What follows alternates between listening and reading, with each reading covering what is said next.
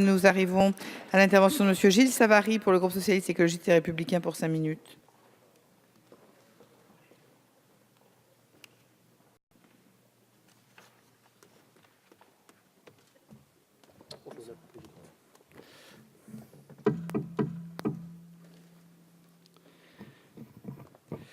Madame la présidente, monsieur le ministre, monsieur le rapporteur, mesdames et messieurs, mes chers collègues, ce projet de loi relatif à la sécurité publique, qui survient au terme de multiples textes de loi qui ont été évoqués pour mieux protéger nos concitoyens, constitue une réponse à l'agression au cocktail Molotov de 4 policiers à Viry-Châtillon et à la légitime revendication des forces de police de disposer de moyens juridiques de légitime défense identiques à ceux de la gendarmerie.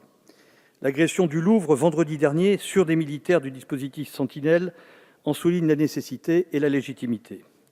Et pour ce qui me concerne plus directement, il constitue aussi, par son article 4 et désormais son article 9 bis, un amendement adopté en commission, une forme d'achèvement juridique de la loi du 22 mars 2016 relative à la prévention de la lutte contre les incivilités, contre les atteintes à la sécurité publique et contre les actes terroristes dans les transports collectifs de voyageurs. Cette loi, je vous le rappelle, visait à tirer les conséquences de l'attentat neutralisé du Thalys le 21 août 2015, en renforçant très sensiblement le dispositif de contrôle des passagers des transports terrestres urbains, afin d'y prévenir autant que possible les actes terroristes.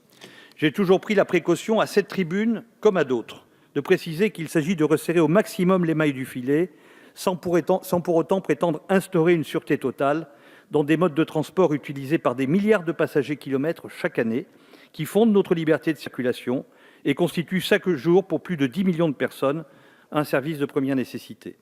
À cet égard, je voudrais dissiper ici une contre-vérité tenace, selon laquelle cette loi attendrait encore ses décrets d'application. En réalité, seules 2 de ces dispositions, d'une grande complexité, ne sont pas encore opérationnelles. Je le réaffirme ici, les agents de sûreté de la SNCF et de la RATP peuvent d'ores et déjà procéder à des palpations de sécurité, à des inspections visuelles de bagages, à l'issue desquelles ils peuvent interdire l'accès à un train, un métro, un bus, à ceux qui n'y consentent pas. Ils peuvent retenir une personne récalcitrante à un relevé d'identité pour en confier le contrôle ou la vérification à un officier de police judiciaire. Ils peuvent opérer des missions en civil et en armes dans les véhicules de transport. Ils peuvent déclencher leur caméra piéton lors de contrôles de personnes. Les maires qui le souhaitent peuvent confier à leur police municipale, sur une ligne ou sur l'ensemble d'un réseau de transport, la compétence de police des transports, leur permettant d'opérer en province avec les mêmes prérogatives que la SUGE à la SNCF ou le GPSR à la RATP. Les agents de police, enfin, et les forces de gendarmerie disposent désormais de la prérogative de police des transports. Ils peuvent effectuer des vidéosurveillances, des fouilles de bagages et de véhicules dans les emprises d'entreprises de transport terrestre. Toutes ces dispositions sont désormais pleinement applicables et se déploient au fur et à mesure où l'on forme les personnels. Au 31 décembre 2016, la seule SNCF avait réalisé 17 787 inspections visuelles de bagages, 6 524 fouilles et opposé 5 241 interdictions d'accès au train. Je l'ai évoqué, il reste 2 grandes dispositions de la loi à mettre en œuvre. La première concerne la lutte contre la fraude et la plateforme d'interrogation en cours de mise en place par l'Union des transports publics pour pouvoir tracer un fraudeur et remonter jusqu'à son compte en banque. La seconde nous intéresse ici en particulier l'article 4 de la loi dont nous débattons aujourd'hui. Elle consiste à s'assurer que des individus potentiellement terroristes, occupant des fonctions sensibles, susceptibles d'être utilisées à des fins d'attentat de masse, en soient éloignés afin de prévenir un risque important pour les usagers.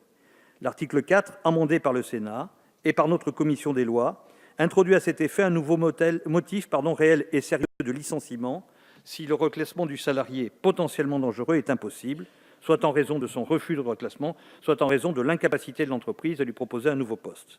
Cette procédure dite de criblage, qui peut être déclenchée par l'autorité administrative, à la demande ou non de l'employeur, propose un détour procédural par les juridictions administratives qui doivent en première instance, comme en appel, se prononcer sur la validité du motif de licenciement, afin que l'entreprise puisse l'invoquer.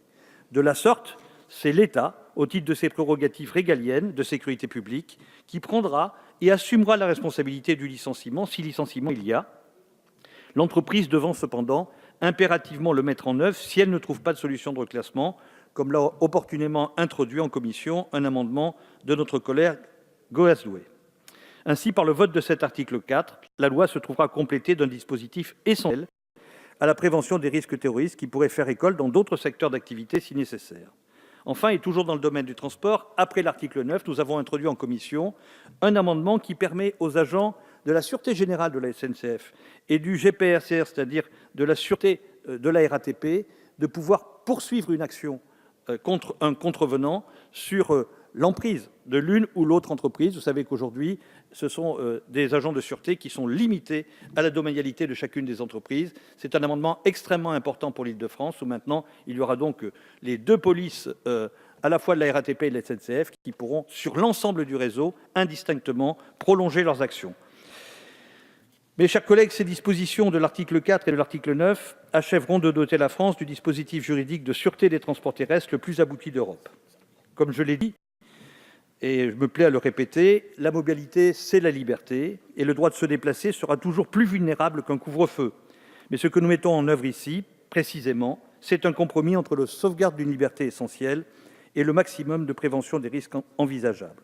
Monsieur le ministre, si je devais formuler un vœu, ça serait que la France, forte de ces dispositions sur les transports, les porte auprès de la Commission européenne. Car il est un domaine, un seul, le maritime est couvert, l'aérien est couvert depuis très longtemps et de façon exemplaire, un seul domaine où la Commission européenne n'a pas ouvert le chapitre de la sûreté et de la sécurité, de la sûreté en particulier, c'est celui des transports terrestres, probablement parce qu'il est plus compliqué, et je pense qu'il y a là quand même quelque chose d'extrêmement pertinent. Excusez-moi, Madame la Présidente, d'avoir été long. Merci. Nous arrivons maintenant à l'intervention de M.